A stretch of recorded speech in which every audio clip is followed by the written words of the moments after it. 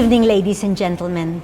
I am Macuja Elizalde, Artistic Director and CEO of Ballet Manila, and a board member of Philstage, the proud alliance of Manila-based professional companies in the theatrical arts.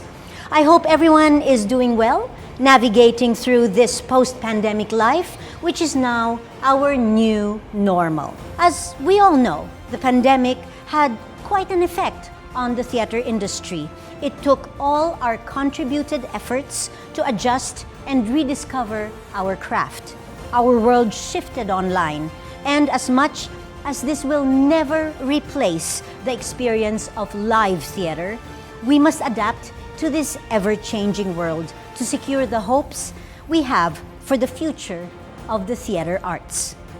We at Philstage, with the vision to keep theater alive by continuously honoring the people behind the great productions and performances.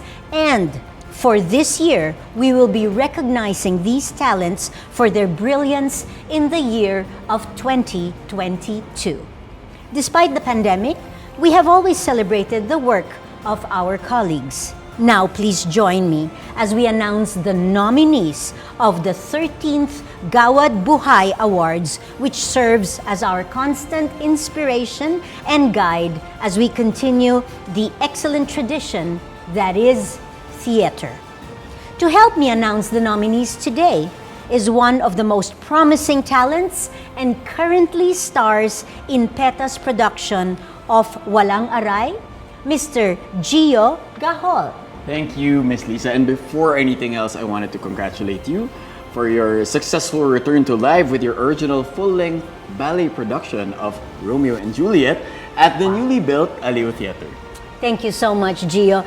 And of course, to continue our 25th season in Ballet Manila of Hope and Homecoming, please watch out for our May performances of the classical ballet Don Quixote and the Filipino original ballet in August, Gerardo Francisco's Ang Ibong Adarna. All of them are going to be performed in Aleo Theater. Oh, I'm pretty sure a lot of people will be looking forward to that.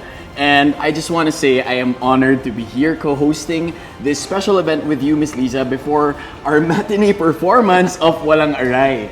Today actually will be concluding the first leg of our run, but we will be back on April 14 and we will have shows until May 14, 2023. Yeah, I just can't help noticing the tattoo behind your ear. In case you guys are wondering, there's one right there. Okay. It was just looks painful. It was. I'd have to say that it was. But thank you for noticing it. Sometimes I forget I even have one behind my ear.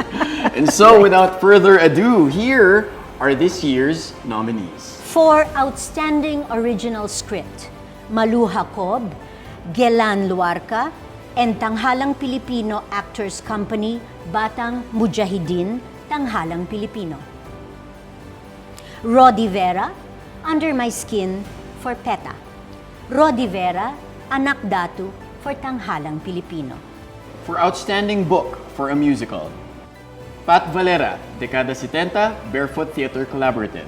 And again, Pat Valera, Mula sa Buwan, Barefoot Theater Collaborative. For Outstanding Original Score, Teresa Barroso and Migs Cortez for Under My Skin, PETA.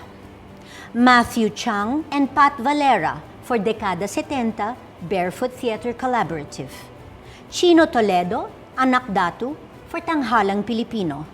And Pat Valera and William Elvin Manzano, Mula sa Buwan, Barefoot Theater Collaborative. For Outstanding Musical Direction, Matthew Chang, Dekada 70, Barefoot Theater Collaborative. Mike Salomon, Joseph the Dreamer, Trumpets. Mike Salomon, Mula sa Buwan, Barefoot Theater Collaborative. Chino Toledo, Anak Datu, Tanghalang Pilipino. And EJ Yatko, Carousel, Repertory Philippines. For Outstanding Choreography, MJ Arda, Joseph the Dreamer for Trumpets. Jomel Era, Dekada 70, Barefoot Theater Collaborative. Hazanayin Magarang, Anak Datu for Tanghalang Pilipino. And Nicole Primero and Bubbles Deriada for Under My Skin, PETA. For Outstanding Costume Design, Bonsai Cielo, Mula sa Buwan, Barefoot Theater Collaborative. Mio Infante, Joseph the Dreamer, trumpets. And Carlo Pagunaling, Anak Datu, Tanghalang Pilipino. Outstanding lighting design. Dong Kalingasyon, Joseph the Dreamer, trumpets. Catch Katoy, Anak Datu, Tanghalang Pilipino. D. Cortezano, Batang Mujahidin, Tanghalang Pilipino. Ian Torqueza, Under My Skin, for PETA. For outstanding sound design. Teresa Barroso, Under My Skin, PETA. Guards Corpus, Joseph the Dreamer, trumpets. RV Dimakulangan, Batang Mujahidin, Tanghalang Pilipino. And TJ Ramos, Anak Datu, Tanghalang Pilipino. Outstanding set design. Om David, Dekada 70, Barefoot Theater Collaborative. Toym Imao, Anak Datu, Tanghalang Pilipino. Mio Infante, for Joseph the Dreamer, trumpets. Marco Viana and Pau Castillo, Batang Mujahidin, Tanghalang Pilipino. And Charles Yee for Carousel, Repertory Philippines. For outstanding projection and video design. G.A. Faliarme, Anak Datu, Tanghalang Pilipino. Steven Tansionco and Bene Manawis, Under My Skin, PETA. Female lead performance in a play. Missy Maramara, Stage Kiss, Repertory Philippines. Rosalyn Perez, Under My Skin, for PETA. And Cherry Pie Picache, Under My Skin, for PETA. For female featured performance in a play. Manok Nelias, Batang Mujahidin, Tanghalang Pilipino. Lorvi Nuevo, Anak Datu, Tanghalang Pilipino. Lorvi Nuevo, Batang Mujahidin, Tanghalang Pilipino. And Tex Ordonez de Leon, Anak Datu, Tanghalang Pilipino. For male featured performance in a play. Echo Bakyal, Under My Skin, for PETA. Anthony Falcon, Under My Skin, PETA. Gio Gahol, Under My Skin, PETA. Jonathan Tadiwan, Batang Mujahidin, Tanghalang Pilipino. And Dudes Teranya, Under My Skin, PETA. For female lead performance in a musical. Stella Cañete Mendoza, Dekada 70, Barefoot Theater Collaborative. Gab Pangilinan, Mula sa Buwan, Barefoot Theater Collaborative. And Karil Tatlonghari, Carousel, Repertory Philippines. For male lead performance in a musical. Sam Concepcion, Joseph the Dreamer, for trumpets. Gian Magdangal, Carousel, Repertory Philippines. Julian Mendoza, Dekada 70, Barefoot Theater Collaborative. And Mike Salomon, Mula sa Buwan, Barefoot Theater Collaborative. For female featured performance in a musical. Mickey Bradshaw Volante, Carousel, Repertory Philippines. Between Escalante, Joseph the Dreamer, trumpets. And Alice Cerdenia, Joseph the Dreamer, trumpets. Male featured performance in a musical. John Abella, Dekada 70, Barefoot Theater Collaborative. Esteban Fulay Jr., Dekada 70, Barefoot Theater Collaborative. Audie Hemora, Joseph the Dreamer, for trumpets. Lorenz Martinez, for Carousel, Repertory Philippines. Iggy Siasoko, Dekada 70, Barefoot Theater Collaborative. For outstanding ensemble performance for a play, Anak Datu, Tanghalang Pilipino. Batang Mujahidin, Tanghalang Pilipino. And Under My Skin, PETA. Outstanding ensemble performance for a musical. Carousel, Repertory Philippines. Dekada 70, Barefoot Theater Collaborative. Joseph the Dreamer, trumpets. And Mula sa Buwan, Barefoot Theater Collaborative. For outstanding stage direction for a play, Melvin Lee, Under My Skin, PETA. Gelan Luarca, Batang Mujahidin, Tanghalang Pilipino. and Chris Miliado, Anak Datu, Tanghalang Pilipino.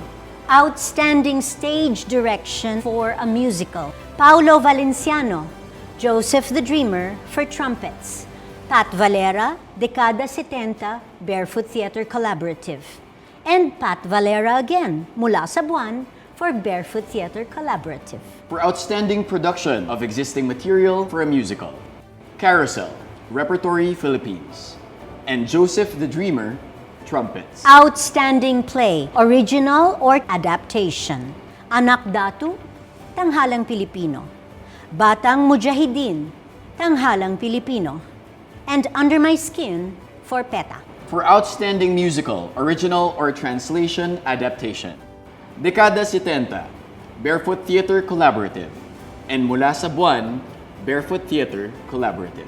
Congratulations to all the nominees. Yes, indeed. Congratulations to everyone. Be sure to tune into the 13th Gawad Buhay awarding ceremony this coming April 25th here at the PETA Theater Center. It's so exciting. It is. In continuing our advocacy to support and enrich the Philippine performing arts industry, Philstage has launched ongoing online auctions to get the chance to win exclusive items and one-of-a-kind experiences from Philstage's official member companies and other groups from the industry. Follow us in our social media accounts, our Instagram and Facebook at Love Philstage, and place your bid. Yes. Also, do not forget to mark your calendars on June 8th for the Philstage Grand Gala event at the Aliw Theater, Yes. which will feature the best artists in theater with their show-stopping performances. We would, of course, like to give our special thanks to all the participating companies in our Philstage auction. All right, it's a long list. To Tanghalang Pilipino with special thanks to Nanding Josef and Sue Jose. Stages Productions with special thanks to Audie Hemora. Michael Williams and Full House Theater, Cultertain Musicat Productions and G.R. Rodis, Pat Valera and Barefoot Theater Collaborative. Of course, Miss Lisa Macuja Elizalde and Ballet Manila, PETA Theater and Ben Cabangon, Pam Ovejas and Melvin Lee. Our friends from the Ateneo Blue Repertory and Missy Maramara, Alfred Samonte and the Madrigal Singers, and lastly, Noel Ferrer and Arman Ferrer. As well as to our Philstage Auction 2023 project head, Philstage Vice President Toff De Venecia of the Sandbox Collective, and Pat Valera and the team of Barefoot Theater Collaborative for designing our amazing collaterals. Also, a great big thank you to Miss Frida Tan and Theater Fans Manila, V-Roll Media Ventures for the video coverage and editing, Joe Baralias for our Gawad Buhay announcement poster design. And of course, to PETA for allowing us to use this beautiful theater. Before we go, of course, I have to say this again. It's been an honor hosting this Gawad Buhay nomination ceremony with you. Thank you so much, Gio. And this, I confess, was my first hosting job. So I have to pat myself on the back for this job well done. You did wonderfully. Thank you. did wonderfully. And of course, break a leg in your show later. I know you have a performance in a few minutes. Yes, so I do. We're gonna wrap this up. As the theater industry adapts to this new normal, let us work hand in hand in keeping that hope and vision burning bright. This art form is something that can never be taken away from us. The darkest days of the pandemic are past us, and now we can look forward to what's to come. In behalf of Gio and myself, stay safe always, good night, and see you at the awarding ceremony and as well on June 8th for the Philstage Gala in Aliw Theater.